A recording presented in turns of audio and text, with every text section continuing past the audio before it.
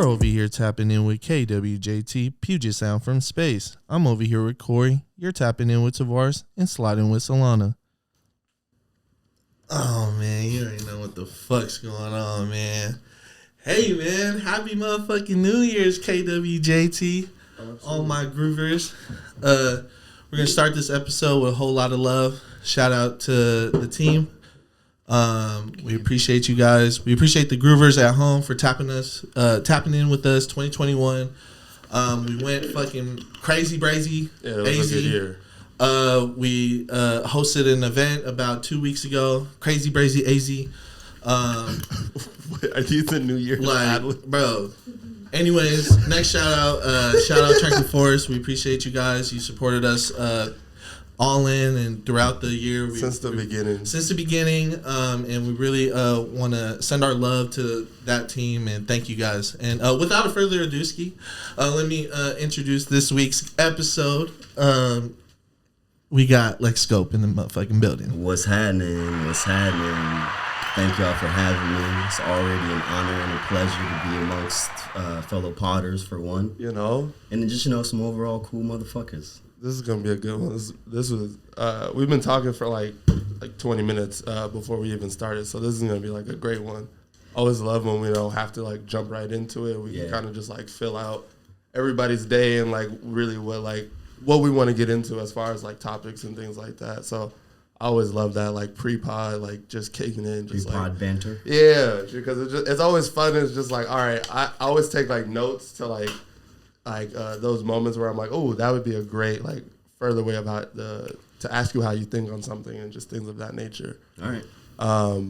But how was your guys' end of the year, start of the new one? Does it? We were literally just talking about how just pick up where we left off. I think that's a good place to start, and then we can get into like both the years like past and what we do and like all the this. But I feel like starting where how has like this kind of non-transition but transition felt for you?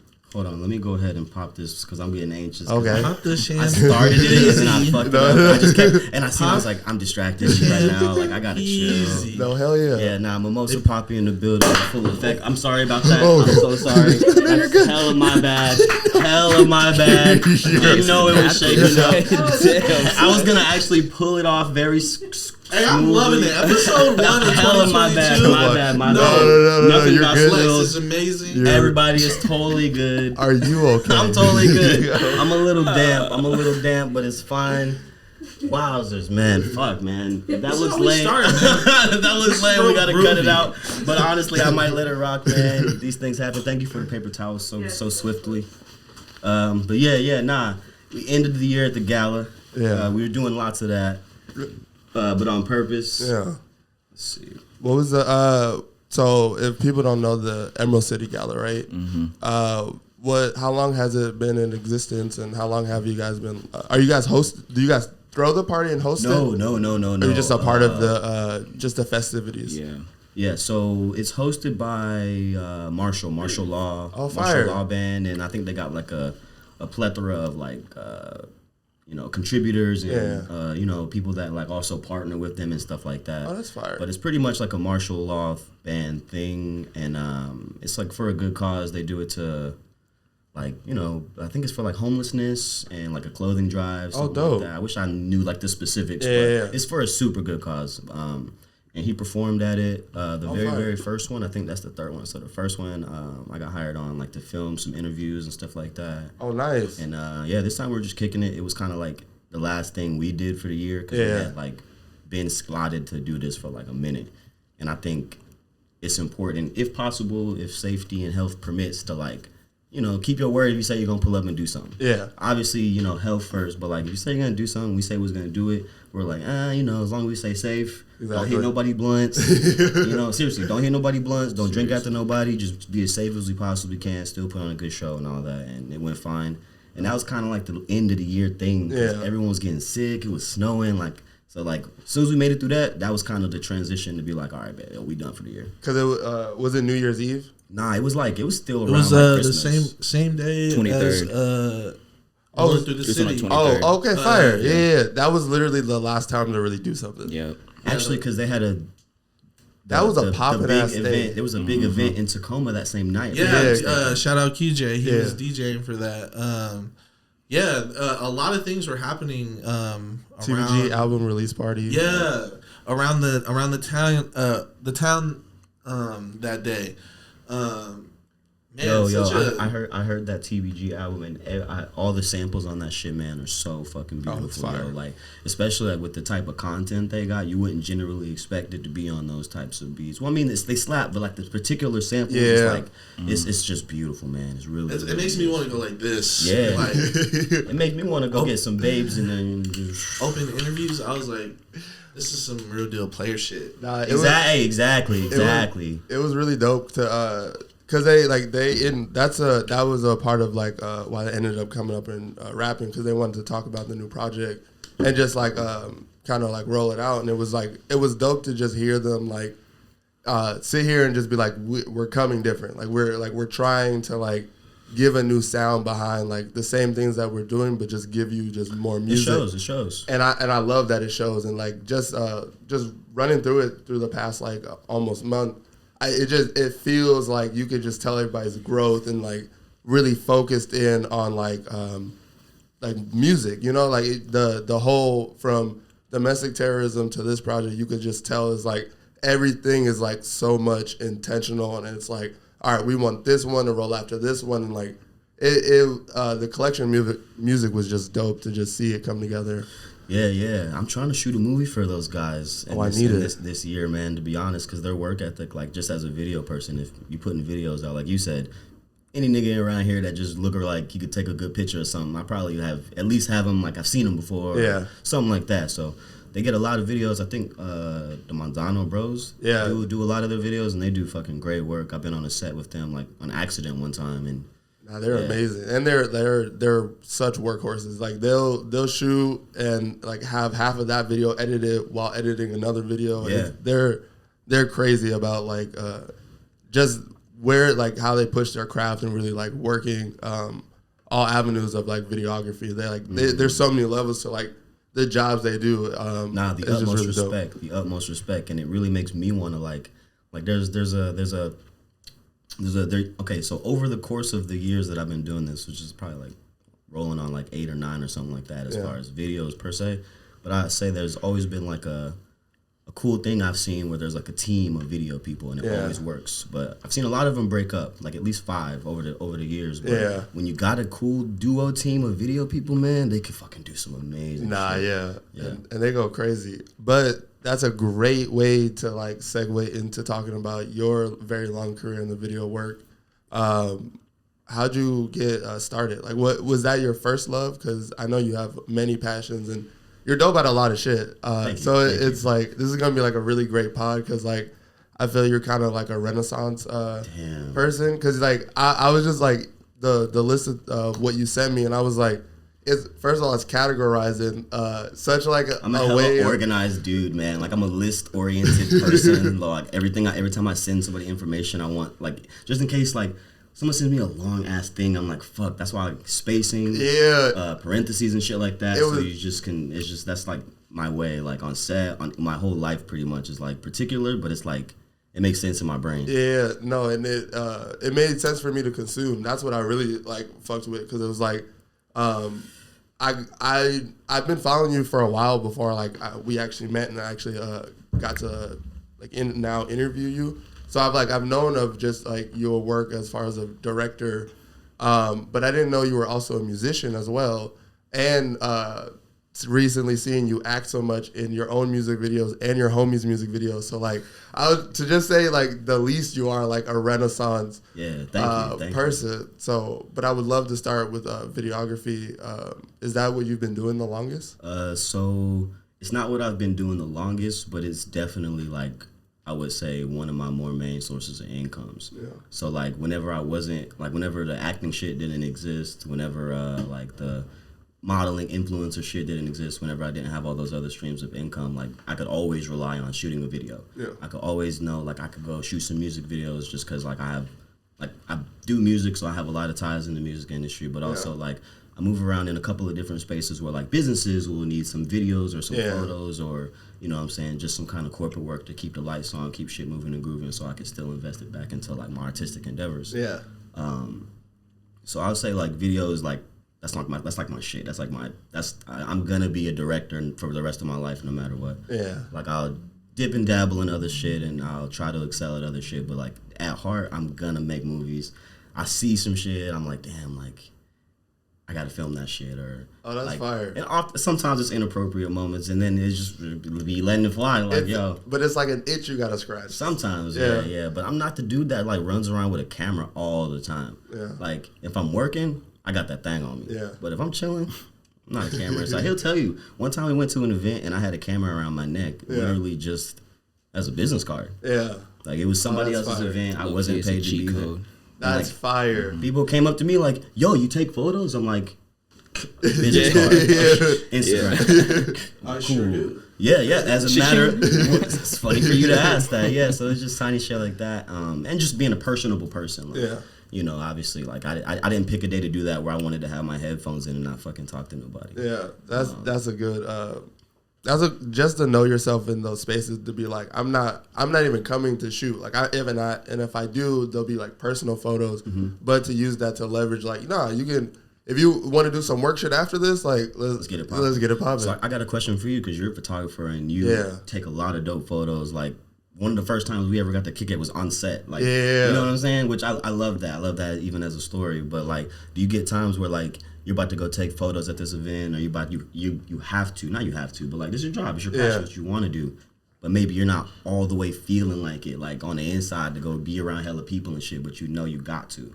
Often, but that I feel like that comes from me like doing too much, like because I really love like photography was never like something I wanted to do as a kid. It kind of just like stumbled into something I really love and really like ended up just doing naturally all the time. And it's just like, okay, if I'm doing this like when we're kicking it and I'm like pulling my phone out and taking photos or recording the funny moments and just like naturally doing it, I'm just like, okay. And you got a cheat code.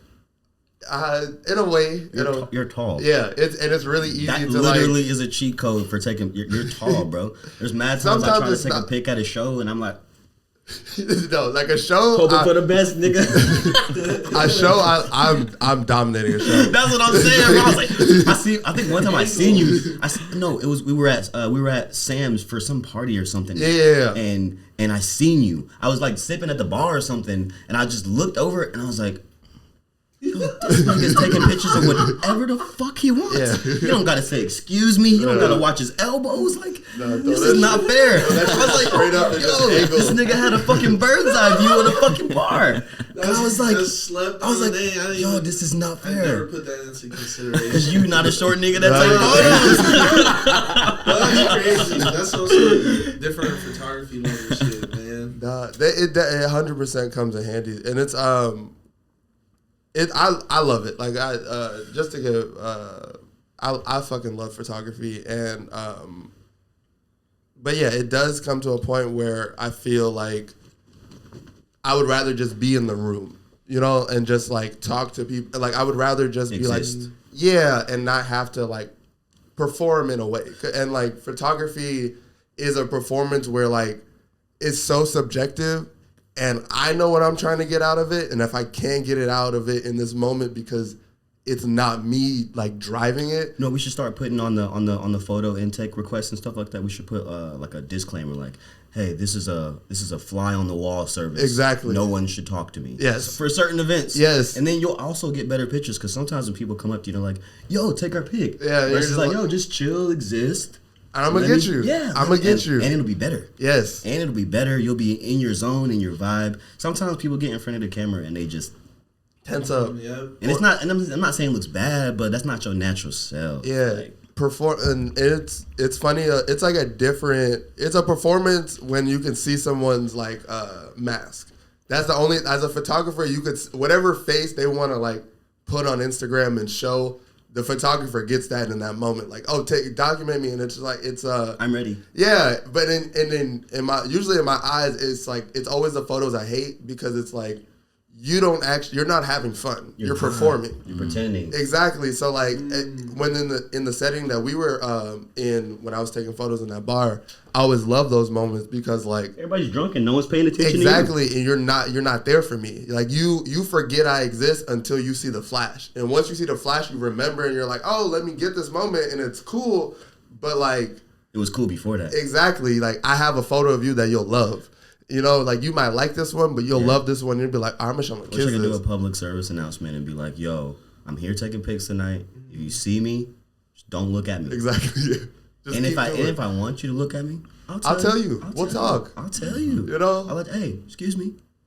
Dang, and I kind of remember it was kind of dope because you had the physicals, like I remember now. You had the Polaroids, so everybody was just like going over to the table, like he was like, "Hey, don't touch those." And I was just like, "Hey, nah." There's certain people I had to like let you slide, but I was like, "No," but that was tight. That one girl was like, she had like 4 of them all. She had like Pokemon cards collected, and I was like, I haven't even gotten one. She kept sliding. I haven't even gotten one. I was like, fuck, like she was going crazy. I was like, she's paying me for this. It's like I'm not like in a normal setting, I would just jug these off and like make my own money. But I'm like, she's paying me to be here. So I'm like, it's not I wouldn't ever argue with a person about photos, but like, she's having a great time. You never argue with a person about photos? No, because I'll just walk away. I don't care enough.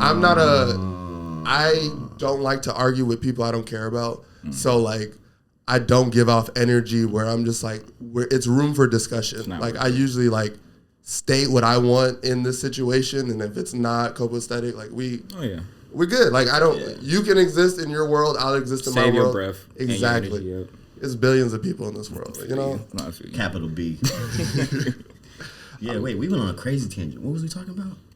Your how you got into videography, but I love that we've just been talking. I feel like people get to know you through like how you just what you'll tell a story about and what you're excited about. So I can dig it. I'm never gonna like take you back to like answer this question of how you got started.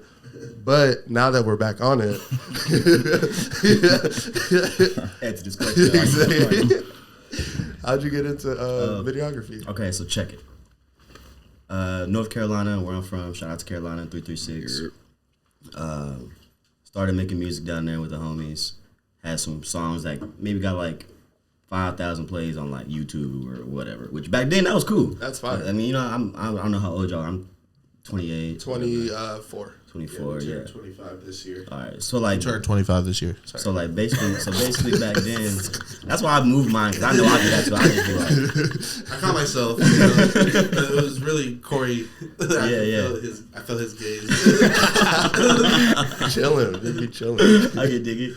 But so I was making some music there, but I knew like, damn, like I got some plays on this shit. I need a fucking music video. Tried to shoot it myself because I had a camera that I got from Radio Shack, and I was shooting skate videos. That's all I was doing. I was just shooting. Me and my bro, me and my homies was just shooting skate videos. That's all the camera was for. Shoot skate videos, and I wasn't trying to like film skate videos either. I was just a nigga that had a camera. Yeah. So I was doing that. And I tried to shoot my own music video and it didn't work. And then I realized, damn, nigga, ain't nobody everybody making music, but ain't nobody shooting videos. Mm-hmm. Like literally. And I know exactly what I want my music video to look like. All of them, every single one. Yeah. And not for nothing, over the years, I still continued to try to shoot my own music videos and failed every time.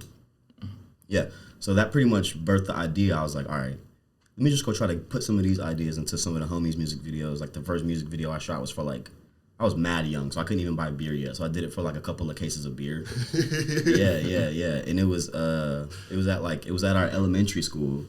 It was on that little hockey area with those little benches that were all broken and wood and shit. Oh yeah, who was that? With Bonafide? No, it was with Jaquez. Oh. Yeah.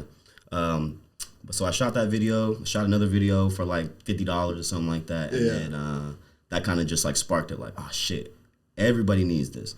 No one's ever gonna pay me to $300 to rap with them. Yeah. But somebody will pay me $300 to shoot them a video. Yeah. And I can still be interconnected in the music community. I can still make my music. I can still link with more artists. It always just started to make sense over time. And speaking about it like this, it sounds like mad simple, but that whole process was like 5 years. No, yeah, and it's about trials and it's like finding what you actually like and love and just like repeating it. Like to go from like just like fueling a young urge of just I want beer to be like someone paid you $50 and you're like, all right, this is like that's revenue. Like, you know, that's money that like I took my time and they paid me like for some of my ideas and like and my time. So and at that time too, it wasn't about the money because I was like still about to go to college. I wasn't thinking like I'm about to make money being videographer or whatever the fuck. Yeah. But when I did go to college for like 4 months or something like that, like college starts in like August. I think I was like not able to go back by like I went to Christmas break and never came back. And it's just my parents didn't let me go back because they found that I was smoking weed. Oh, nah, nigga, you were partying hard. And he's a smart ass nigga, and he was failing all his classes. So I know he was partying. I wasn't failing all my classes, but it's a different kind of energy. Like, you got bored. It's not even that. It's a different kind of energy when you're like you got hella fucking like protective parents that don't necessarily like you didn't really party like that in high school. You know what I'm saying? Like you might have got out every now and again when you could finesse it, but you couldn't really party like that in high school. So it's the first time you're like 17-year-old kid, you move 3 hours away from your fucking parents, and you're like, nigga, let's party crazy. You know what I'm saying? Like, we going up every night.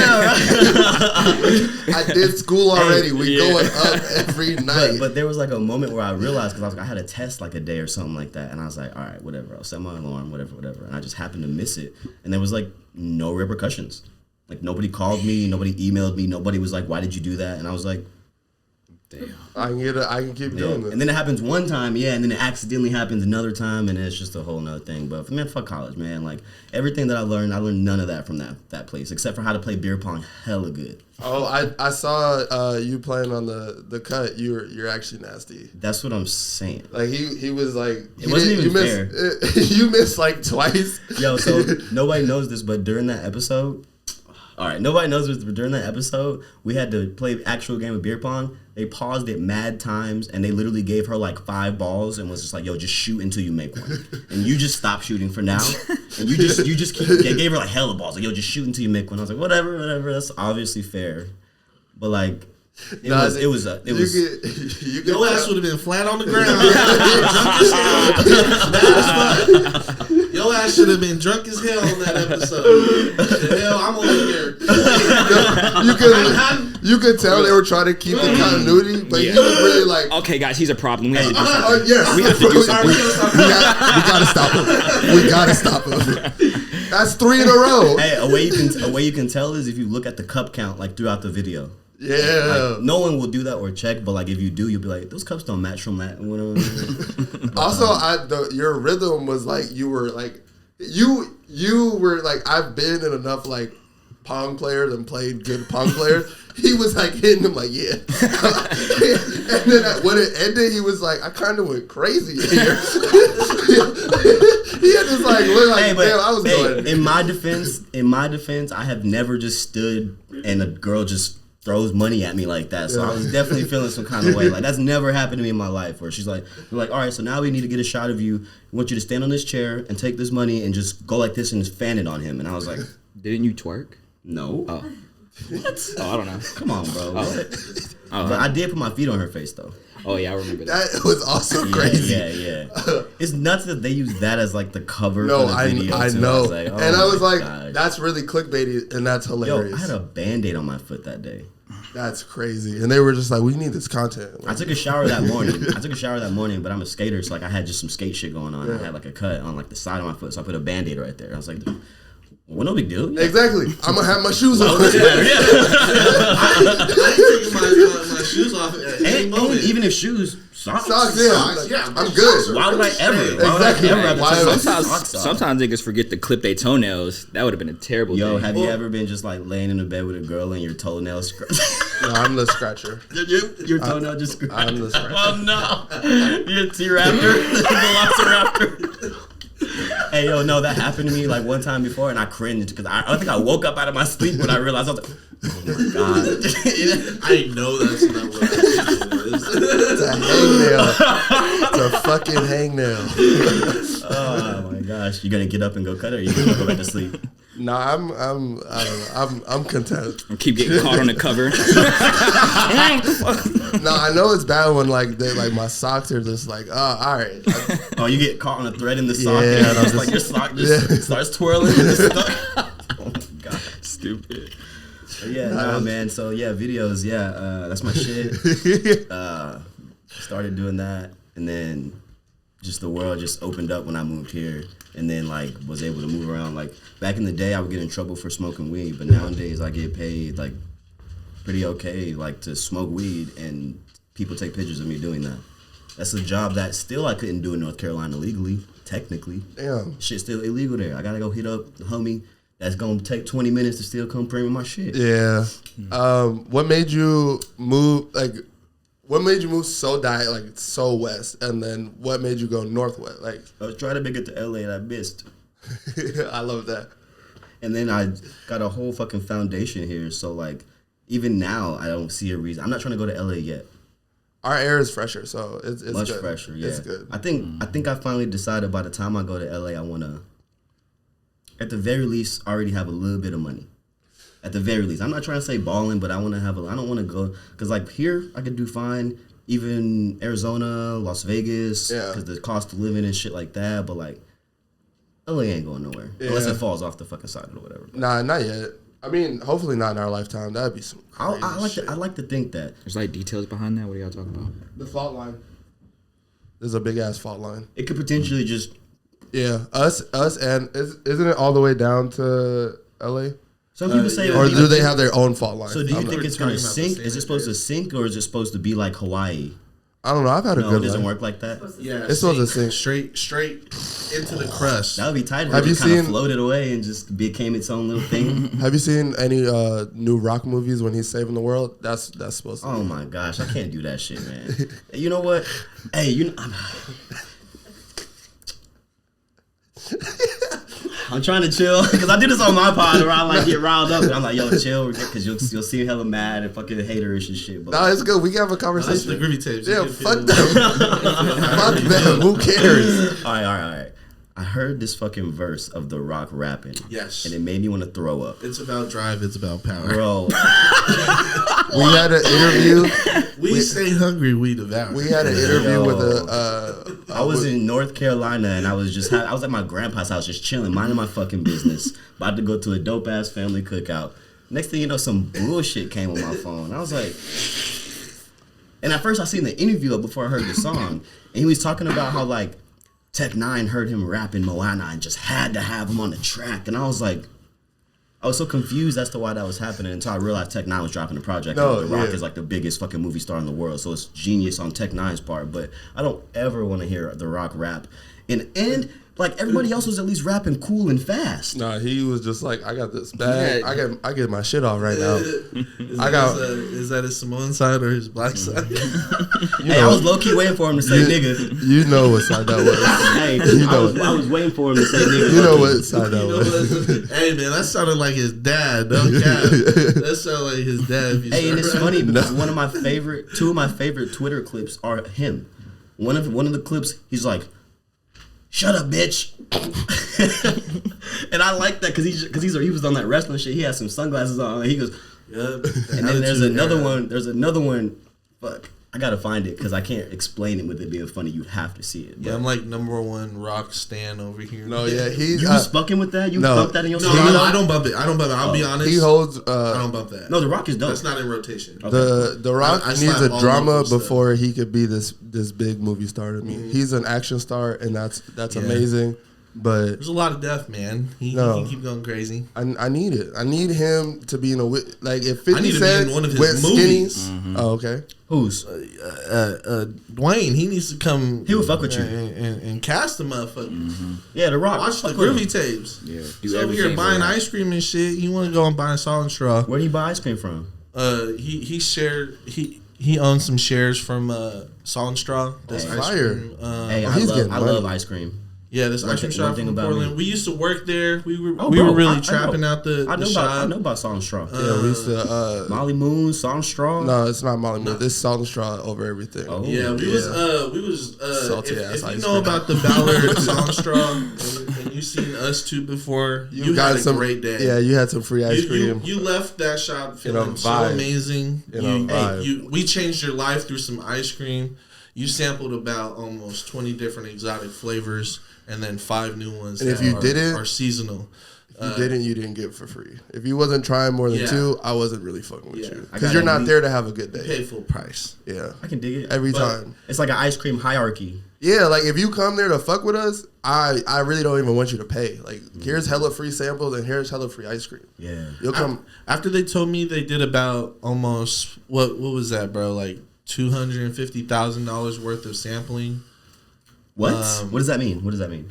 Like ice cream. Like free samples. Like that's how much they lost in a year, or that's no. They did no losses. They opened 6 stores in a year. That's just how much they gave away. That's just how much they gave away. Because ice cream is basically like any drug, but it's really legal. And if you love ice cream like that, you fucking love Salt and Straws. I was just about to say, yo, if y'all niggas was trapping ice cream and y'all was getting the right nigga. I got 4 different ice creams in my freezer right now. Oh, I might. I used to get weekly pints. What was it, weekly pints, brother? Yes. Yeah, we used to get weekly pints. I used to just hand that shit out. I just give it away. I would be leaving Ballard, hopping on the bus. I got ice cream, and I'm just like, yo, that shit didn't melt. You like ice cream? I didn't take it home. Yeah, exactly why I didn't take it home. But I seen strangers, and I was like, yo, blessed. It would last to the crib? Not to my crib. That would really change the trajectory of my whole day if a nigga just gave me a big ass ice cream. Right. Bro, just my whole day is lit. Hey, bro, I got some ice cream for you. Was that 2018 or 2019? Man. What you do to it?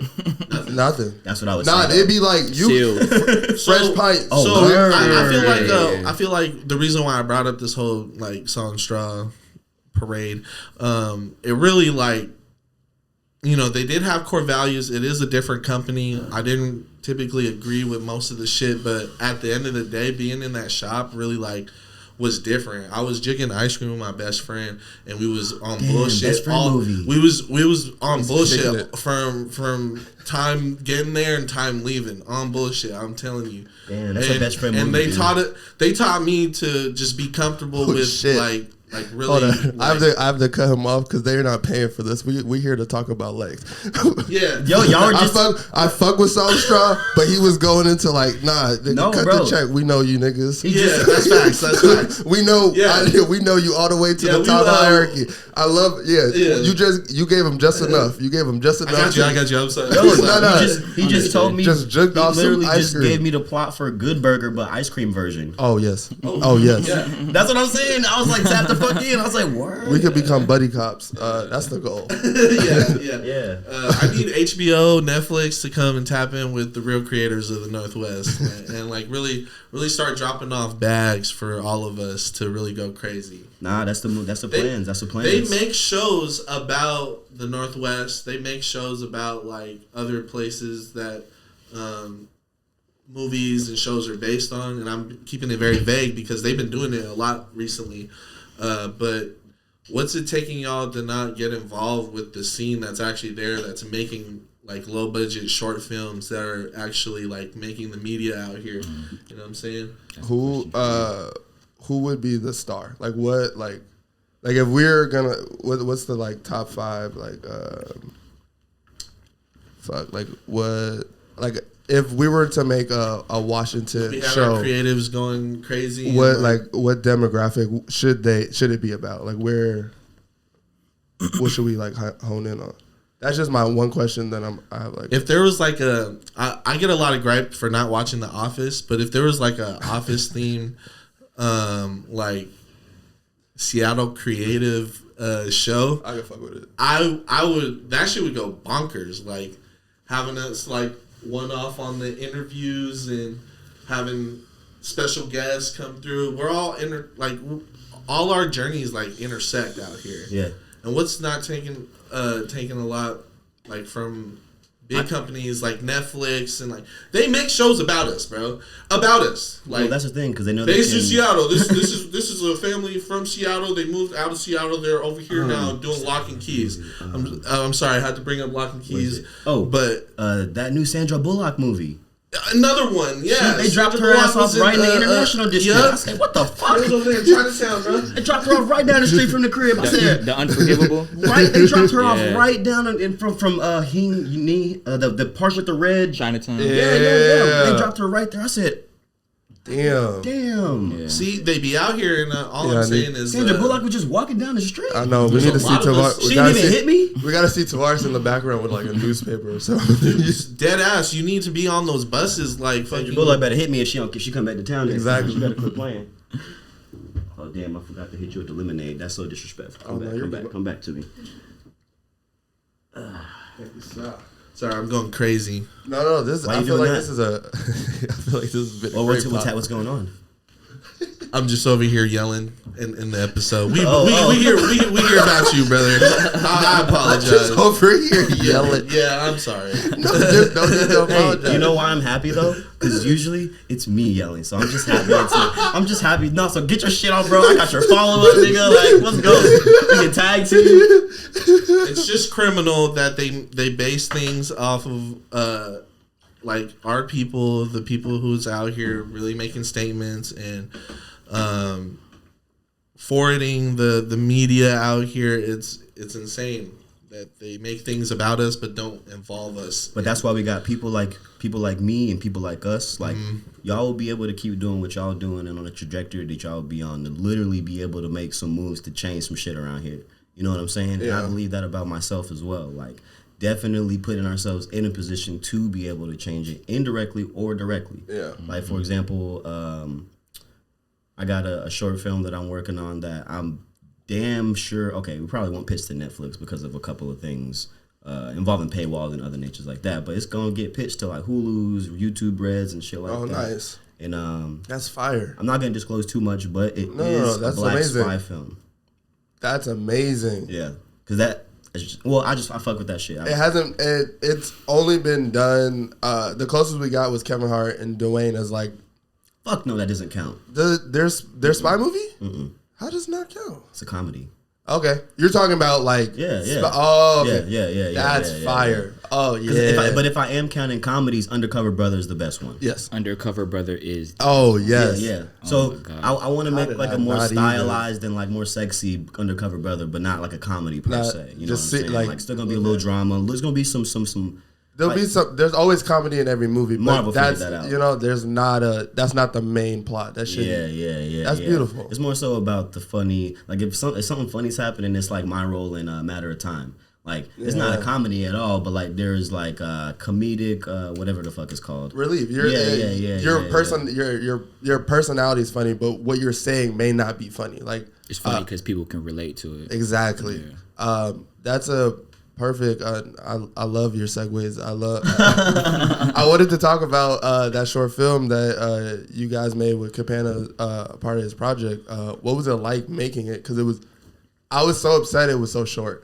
Like I watched it. Damn, I haven't heard that one. That's dope. Was so upset it was so short. Damn. I was like, damn, I got enough. Like it fulfilled me, but I could have kept going. Mm-hmm. I could have got way more invested in the story. Like it was I loved it. It was a dope experience. It was like pretty much my acting debut. Like that was like the one. So it's dope that like not only did it like win an award when we flew to Atlanta, like everybody seemed to like it. You know what I'm saying? Because like you can win an award, but like niggas couldn't still like talk about it. It's just like if you were a real actor, like whoever the fuck might think it's dope and like the critics or whoever, but like what do the streets think? Exactly.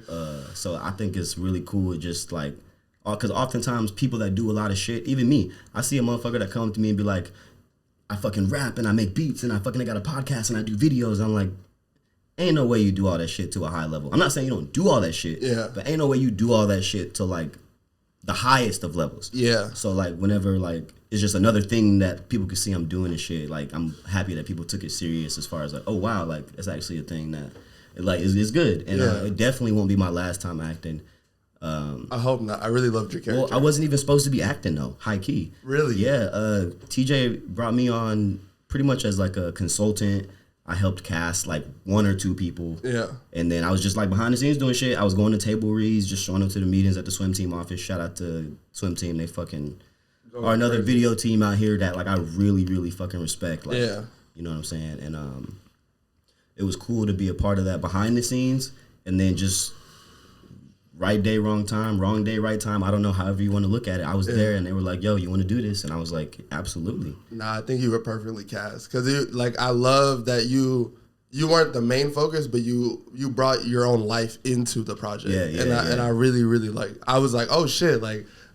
You made me want to like the elote stand. I was like, fuck, like. Yo, you know the craziest part? I don't even like elote. That's how niggas knew I was acting. I like. Why not? I'm curious. Okay, so I do like elote, but I like it with like just the butter and then like some like the hot Cheeto sauce. Or like just the butter. I don't like the mayonnaise. That's it. I just don't like the mayonnaise. It's not elote without the mayonnaise. Exactly. So that's the only reason. Because I love corn. Yeah. And I like the butter and I like the hot Cheeto sauce, but it's just whenever the mayonnaise gets into the mix, it's just something about it. It's too much for you. Yeah, I feel it. But I mean, hey, it looked like I loved him in that shit. No, yeah, it did. And but I think that's a dope thing about like TJ as an artist, because like it was pretty much a layup. Yeah. Like take my part out, it's still a dope film. Yes. Don't get me wrong. I like to think I really added a lot to it, but like it's a dope album, it's a dope film, it's a dope project. The swim team know exactly what they're doing behind the camera, because you know, as a director, I'm still looking at the camera. Exactly. You know what I'm saying? Like, am I a friend? These niggas got going on. Yeah, I was like, what y'all need? But I think that also helped though, because I'm like, all right, the camera right there. This is pose that way. Do blah blah blah. Like it kind of helped me knowing exactly where I needed to be, what the frame was, but like knowing from behind and in front of it. Like I really think that's going to be a powerful asset if I keep in like on this trajectory. I absolutely agree. This is the first. This can't be the new year without hand claps. I was so into it. We were having. Read my fucking mind, What bro. you mean? You really read my mind. Because every pod has hand claps, but we've been. I've been snapping in my own world. Okay, yeah. Yeah, I'm like, yeah. Swim team, yeah. we throw motherfucking hand claps at everyone who's in the seat just because. Sure. All right. We're here to celebrate you. Yeah, the journey's long, and it's always lovely just to sit back and reflect and then actually share stories. Yeah, love it for sure. Yeah, man, this is a hand clap for me just being here, man. Thank y'all, man. Clap for yourselves then. Yeah, come on, let's get some of that going. Come on, man. Absolutely. So you make music, you direct, you act. Do you paint? No. Okay. I don't paint.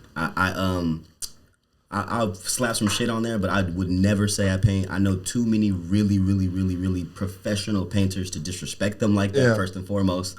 But no, I was just curious because I feel like you're a very authentic artist, like very true. Like as you said, like when people come up to you and say they do this, and this, and it may not be at a high level, I feel like you attack what you do creatively at a high level and like really like formulate the plan from start to finish, and it's not like half-assed, like because like most people who direct and are really heavy into like videos and just modeling and acting don't make good music, and you make good music.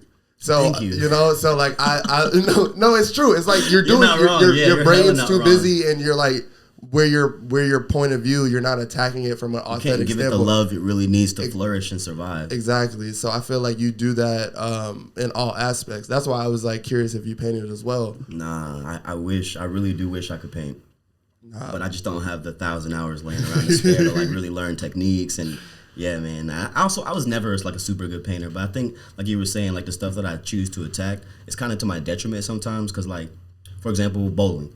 I don't bowl because I'm not good at bowling. Never been good at bowling. Never even interested in going to bowling. Like it's just I can't really even like I go drink, I go chill, but like I'm not trying to bowl because I'm not good at it. Yeah. Versus like skateboarding. I got on a skateboard and I could ollie relatively quick. So I was like, oh, I'm already naturally kind of inclined at this. Let me just continue to work on these skills that I already kind of have.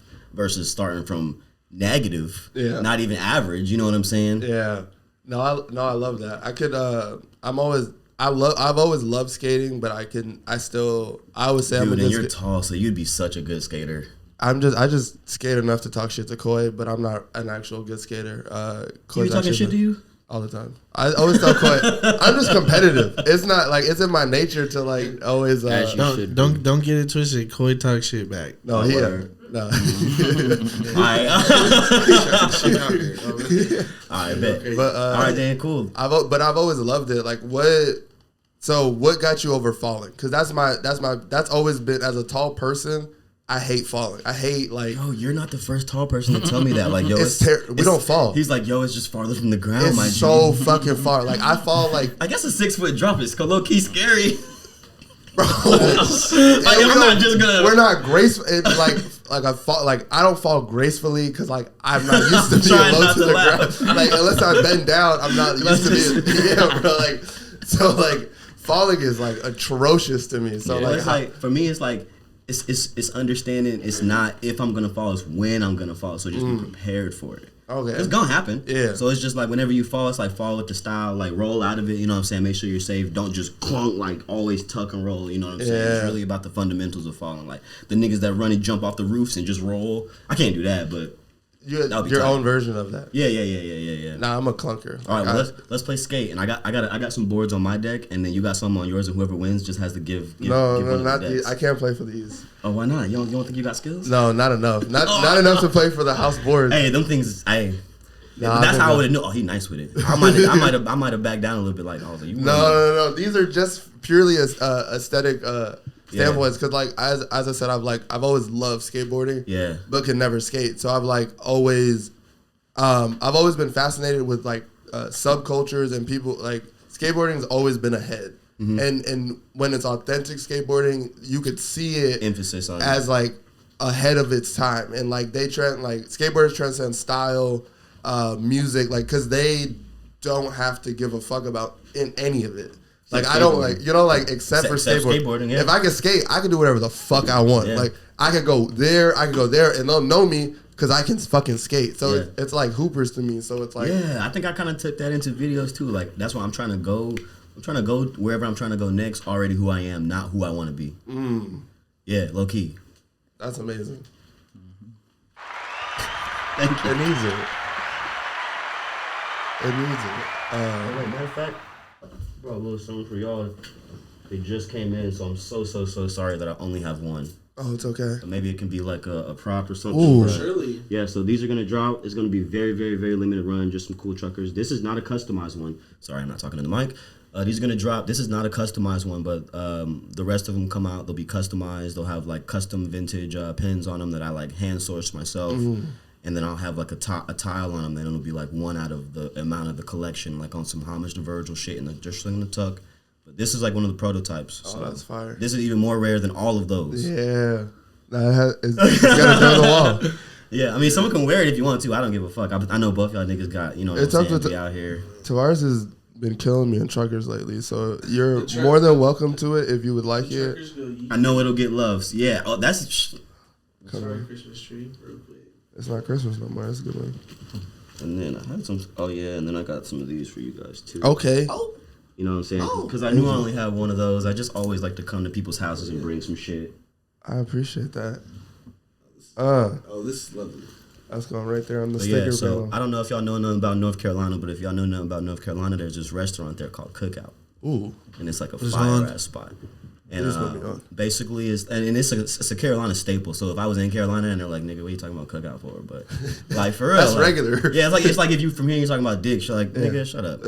But yeah. So it's like it's leagues above dicks first and foremost. No disrespect at all whatsoever. No, actually, all the disrespect. No, dicks is not a good burger. Some people here are like living in this fantasy world. Like it's good. It's like In-N-Out people. It's because. But In-N-Out is alright though. No, it's not. I said it's alright. It's not a good. They're both. I said it's alright. They're the same burgers and different wrapping. I've always had a bad experience at In-N-Out. So here's the thing about In-N-Out. Animal style doesn't make it good. Sorry. But they will at least give me the option to customize. Dicks be like, "Nigga, this is what it is." Exactly. I don't like that. Same burger for the last. They just started taking debits. It was really cash. I've always been convinced they've been laundering money up until a few years ago, and they went legit. Because it was always been a cash business. They only open certain restaurants, and like they're in key like parts, like they're from here to Tacoma, you know, but they're not everywhere. Because maybe it's a Pacific Northwest thing. No, it is, but it's also like they were cash only everywhere up until like 2018, and I'm like, all right, like I get it. It's the aesthetic. The burger's cheap. We take cash, but like, nah. Shit ain't slapping like that, dicks. Exactly. But Cookout. So basically, what's famous is like the Cookout Tray. Yeah, it's like $5-6. Actually, you tell them about it more, bro. You actually used to work there. Oh yeah, I did. That was my first job actually in North Carolina. So literally, you get like a drink, you get an entree, big ass you get drink. 2 sides for literally like $5, $6. It used to be $5, but now it's like $6. And it's amazing because over here, just like Dick's, you have to pay for everything fucking separate. The fries, the drink, the whatever else you're gonna get, the sauces. But like at Cookout, everything comes. No combos here, and I'm just like, man, you just spend more money. That's what they mean by like everything's more expensive. Gas, the food. I'm like, so but he's talking sides. Like a side could be a quesadilla or chicken nuggets or fries with amazing sauce. Things. Like, see, the fries could be the side could be a corn dog. You have options and still get a burger for $5. I need to go to the South. Have you ever been? No. Have you ever been? Never. Yo. The world. If the world didn't shut down, I got was Arizona. I've been to Arizona, but I don't count. It's not the South. But I like Arizona. It's I not went enough. For the first time last year. I really like it. Not enough black people there. Word. That's how I feel about here. Arizona. Oh. There isn't, but maybe Tacoma. Tacoma definitely. You gotta know where to look. Seattle's very spread out with the black people, and if that we just meet at like either aisle 4 or fucking Tacoma. Word. See, I've only been here for a year now, so I'm learning. Like, I just moved down here a year ago. So how are you loving it? How hating it was? No, I love it. Like right when I got down here, it was all love, just because I'm connected just by Lexscope. I'm under the Lexscope, so I just waved that flag, and it's just like, oh well, I got love. It's cool people. It's everywhere. Just like y'all, like it's cool people. It's everywhere. Like, and this is my brother. It's my biggest inspiration. And I didn't really introduce myself or anything on the pod, but I'm Larry Rose, formerly known as G John. So it's really nice to meet y'all. It's actually an honor to be on the pod. Appreciate it. You can absolutely clap. Come on, no, yes. I'm honored to be on this. Yes.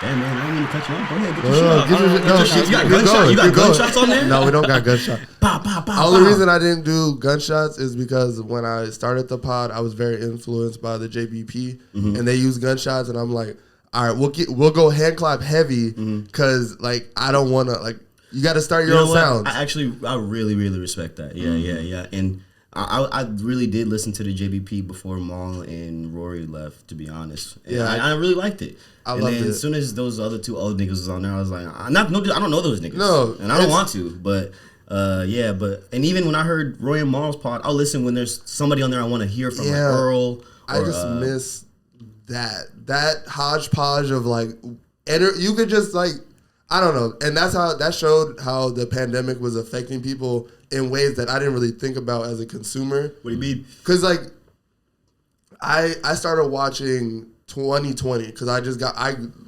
only got into podcasting because I got tired of how interviews were being portrayed, and then me and Tavares have been like running it ever since. But like, it started from like I only got into them in like during the pandemic, so watching their dynamic just slowly decline. I got to watch it from that standpoint of just like not really talking to your friends, not really understanding like why you're doing something and going forward, and when you're just doing it just to do it, you get lost in like those small fucking aspects, and it's so easy to decline what you're doing. And I slowly watched them like go from like joking and laughing and like ha-has to like tension in the room. Jabbing each other and just like creating these creating these moments. And that's where I'm just like, I knew that was part of COVID when people got to like slow down and kind of look at where they sat and where they really looked at it, and they were like, ooh, I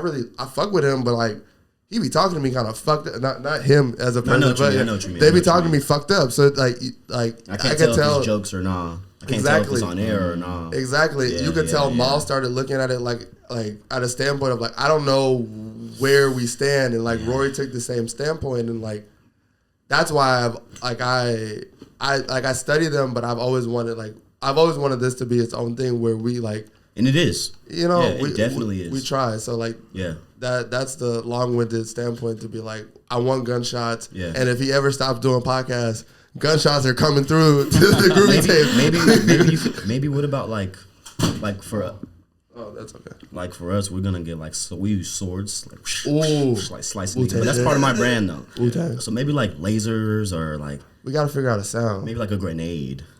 I fuck with a grenade. Or like we coming for you, Flex. We gotta do some the flex ball. Oh yeah. That's good. Ukulele. You gotta do something Like flowers falling or something. I don't know. Like a menacing ukulele. No, we gotta figure that. That's the goal. 2022. We're gonna add something where I could just hit it 5 times and it goes off, and it like, it brings that celebration also to the hand claps. What about air horn? I like the air horn. DJ. It's a kind of. And in an interview standpoint, we could be talking about like something that should be celebrated, but it may not need the air horn. That's why the gunshots are perfect. It don't fit everything. The gunshots are so like multifaceted. Exactly. Like I literally need to sample somebody with either from Jamaica or with a very heavy patois accent to just go boop boop boop. That would be okay. Yep, perfect. Yep. If you got that vocal range for us. Come on the pod, we'll interview you, and then, all we ask in return is that sound effect right there. Forever, yeah. No license required. So if we blow up, you know what you signed up for. Yeah. I believe. But no, this guy really has been taken it by storm, though. I would love to give him his flowers. Being here 1 year, performed at the gala, released a song that got more streams than any music I've ever dropped in my entire life. Shout out to Tessa Talks. Oh. Yeah. Okay. That Passion and Pain go crazy. Yeah. We about to do a video in the desert, hopefully. Fingers crossed. So, I would love to open up I know we've been really focusing on talking to Lex, but thank you. But I would love to open up and get more of like what kind of music you make, how long have you been making music, and like what it's been like in the Washington space from an outsider. Man, it's actually been like a huge inspiration just being in the Washington space. I went from a transition from North Carolina where it's just like, everybody over there is either like a DaBaby or a J. Cole to like a whole plethora of like different like people are so versatile over here. Like I can't even imagine all the artists that that's what I'm saying. It's just like I got introduced to punk rock and grunge, and I'm like, okay, well, I kind of want to be like an alternative rock artist now, but I don't want that to be my name. I don't want to get put in a box. So it's like, I don't know where I'm at right now as an artist, what I'm creating, but I know like I don't want to be put in a box. I want to make just the most creative shit, like maybe like Tierra Whack. Like that's like an inspiration to me where like you can't really put her in a category. She drops whatever she wants. You don't know what she sounds like. She just dropped 3 EPs, and one of them was rap, one of them was R&B, and one of them was pop. I think on purpose. Yeah, I really look up to that. Like, wow, like you can't put her in a category. She does amazing things, and nobody knows where she's at and what she's doing most of the time. Yeah, and she can fucking rap. Yeah. I knew you were gonna say, and she can rap. No, and you can fucking rap, and that's where I like. Okay, that's the beautiful part about it. It's like you don't. During my research, Lex sent me some of your links of some of the videos that he shot, and. Not only can you act, as well. Oh, you saw the Destin video? Yeah. Oh, man, yeah. Should have wore that wig. You can rap, and you like the music is really good, and I love that you transitioned into doing more rock and just experimenting more with your sound and just giving the energy to your art and just like not forcing yourself to like stay in a comfortable place and not experiment with what you could do as an artist. For sure. So I think that's fucking dope. Also, like, just the transition down here was so amazing because I'm from, like, a little tiny-ass city that nobody really knows about in North Carolina. It's not like Charlotte. It's like Greensboro. So even when we were talking about, like, South Carolina and how things are moving slow over there and people just don't know things. That's sort of how it is in North Carolina. So moving to a bigger city is just like, yo, like, my mind got open to millions of things, even food. Like I'm trying new foods that I've never even tried before, like poke bowls and ramen and things that they wouldn't have in North. It's hard to find it. They don't not have it in North Carolina. It's just hard to find. Yeah, it exists there though, but like the people that you could be around there just may not necessarily be the particular. That's what I'm saying. You know what I'm saying? Like, because when I go back to Carolina, I'll just Google like ramen and it pop up. Yeah, I just wouldn't even think to Google that. I would never. Yeah. I didn't even have ramen until I came out here as well, and That's why I'm like, yo, damn, this what Naruto be eating? This what Goku be? That's why them niggas be going crazy. Bussin'. And then I think, how do those niggas eat more than one bowl of this shit? Like, I be full as fuck. Do you guys fuck with teriyaki? Yes. Okay. I learned that shit was created here. Yeah. And I also learned that this city was rebuilt by a prostitute. Yeah. Had no idea. Yeah. Or a sex worker. I don't know if that's correct terminology. We were actually one of the last cities to back then. Exactly. Ban prostitution. And, like, most of this old city is built off of like brothels. I had no idea. I think I just heard that on TikTok maybe like last week. That was the old money. That's crazy. That dirty money. That's That's what these. Don't let me gas these upper elite.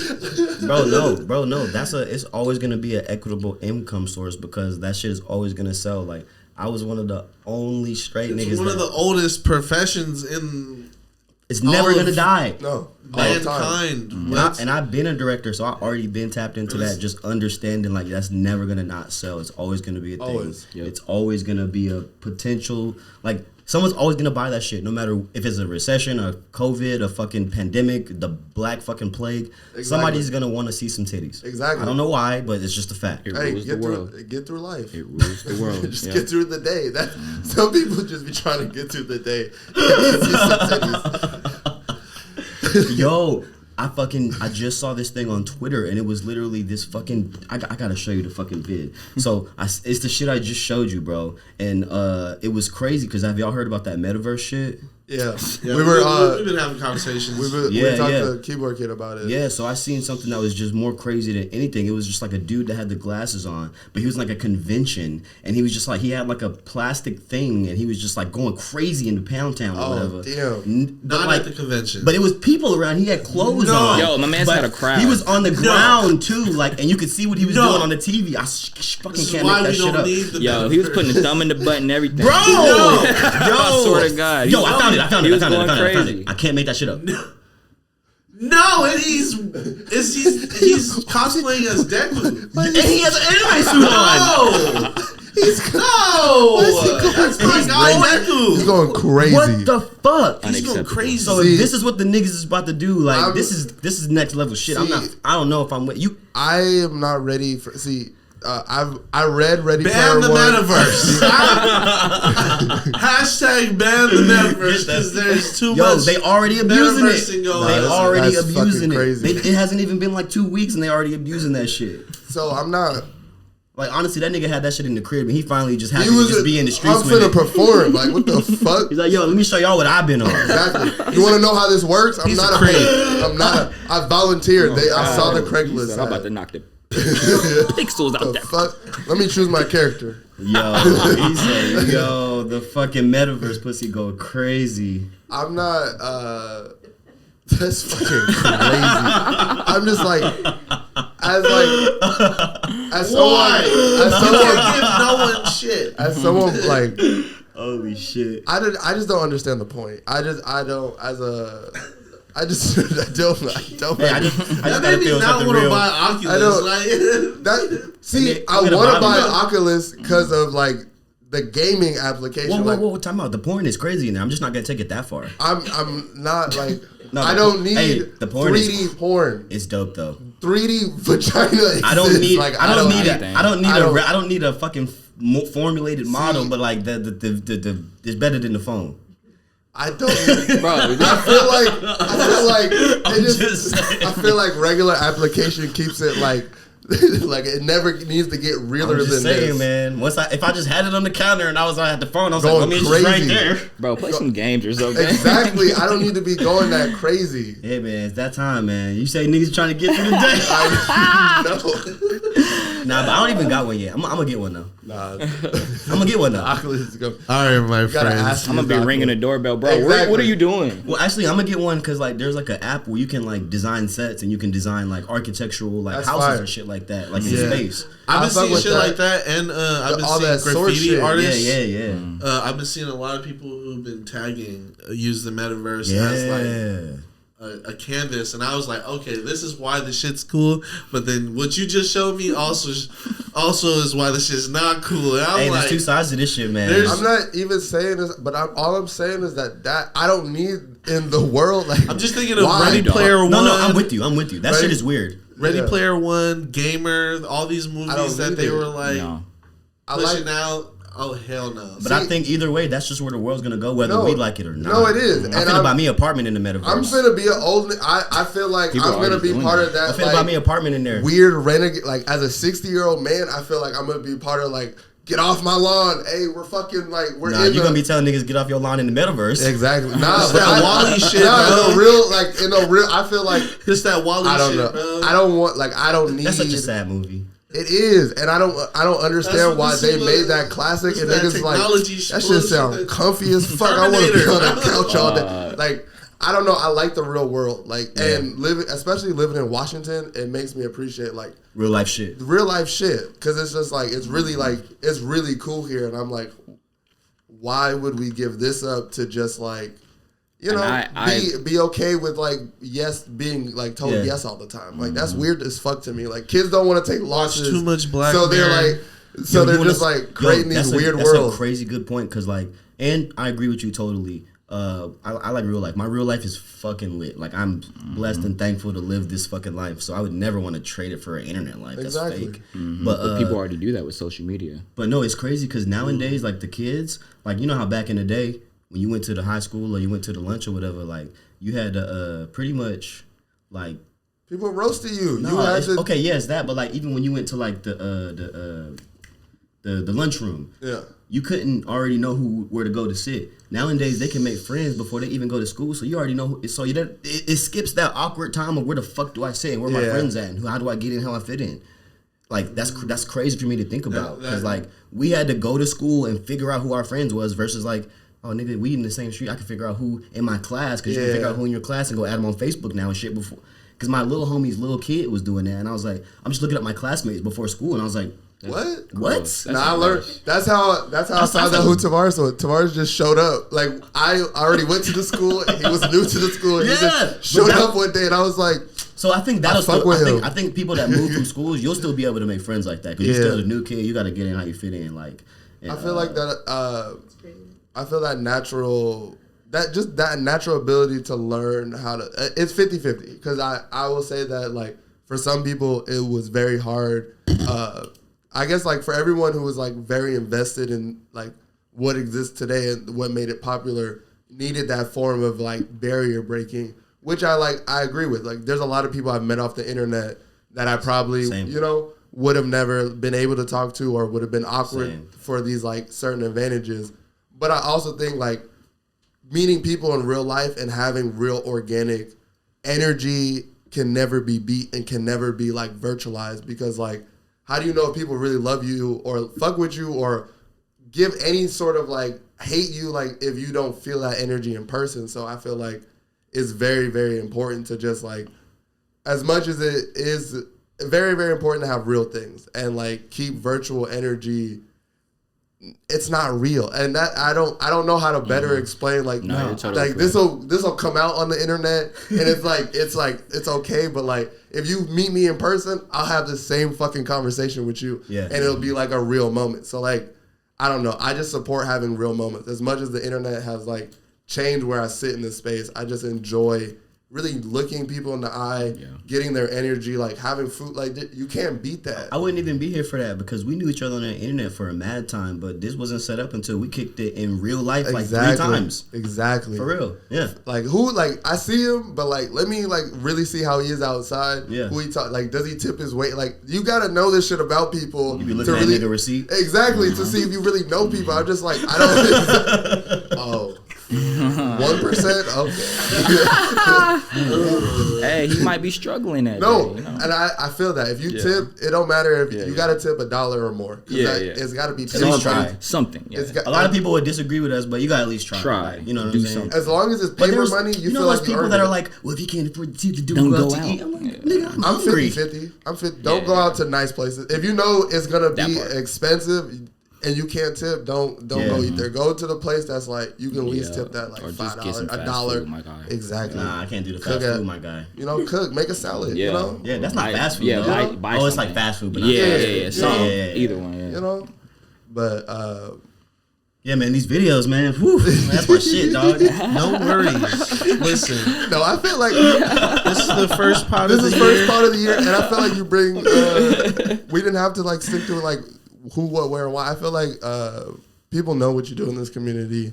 I feel like your work speaks for like the rooms you're allowed in. I hope so. Yeah, thank you.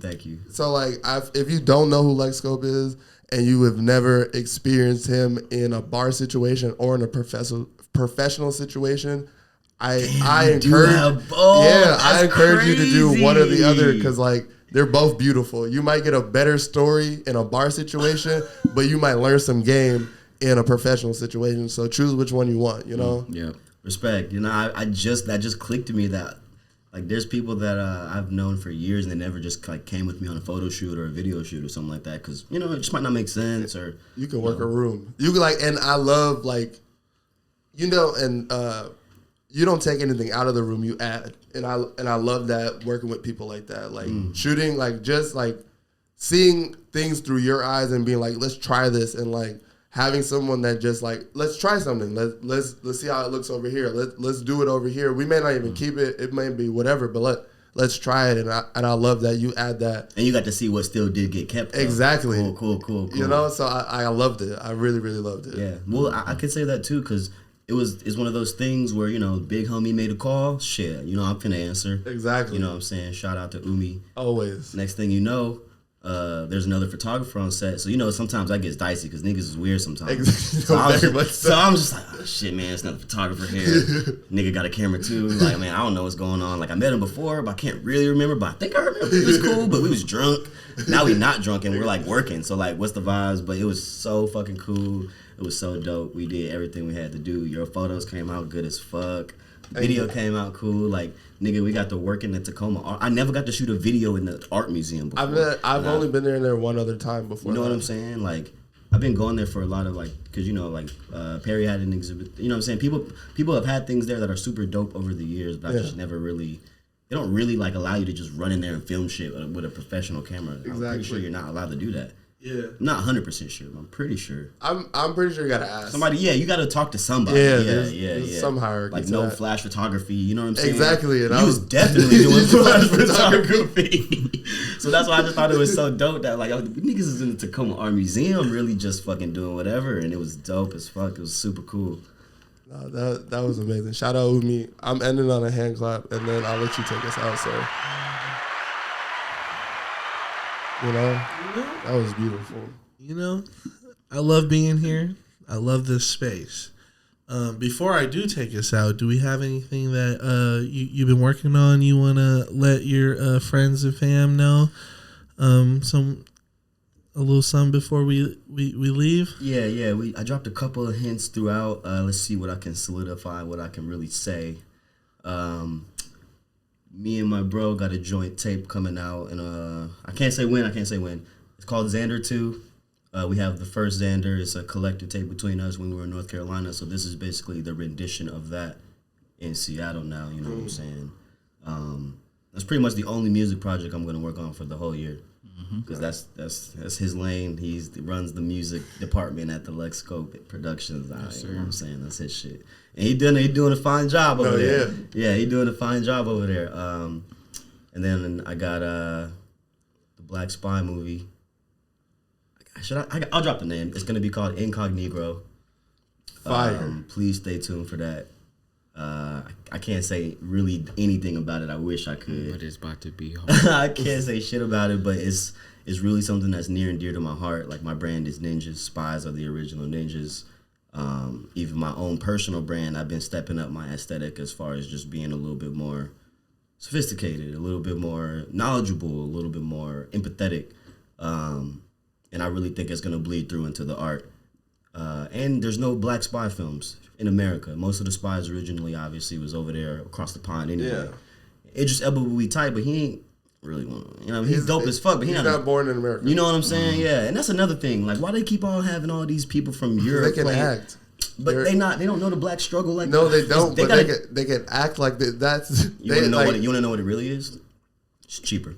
It is cheaper, but they go to like you. The fucked up thing about the UK, and this is why no one really talks about them. they have like institutions where they like teach you all these things, but it's like for like cheap as fuck. Like it's not like it. Like they go to school, they do all these theater things because they're like that's the UK's thing is there's like they're breaded back on just like having theater and just like performances. So like if there's like 1,000 of you, like I can pick one of you to come over to America to potentially trick someone giving you a bigger bag, but I'm gonna give you like what you get over there. Just you can leverage whatever you need to in Hollywood, but I'll open the door for you. So you already got some bread. Exactly, and then that's why we get like the bro off of Snowfall, the Idris Elba. He goes crazy too. He goes crazy. Yeah. They're amazing actors, but I bet like when he got that phone call, it was more for like you can leverage this opportunity to really like you're not from here exactly and go through Hollywood, but like you need an in first. So I feel like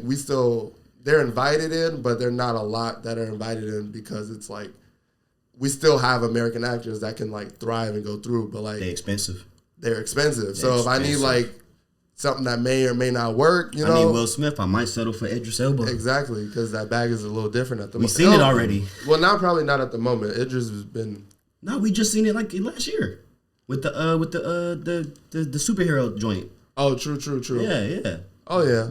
Oh yeah, Suicide Squad. Yeah. I'm not saying he didn't do a good job. I'm saying No, that bag is probably especially because he went crazy during COVID. Yeah, it's different now. You're right. I seen The Harder They Fall. I or the cowboy joint. Oh, I love that movie. That shit was so. Ah, damn! I wish we would have talked about movies, but it's cool. We can talk about it after. All right, yeah. But that last thing, get you a trucker hat if you can before they gone. Thank y'all for having me. Absolutely. No, appreciate you. Hey, KWJT, you've been grooving with the South. We got Lexscope in the building. You're Corey, Solana.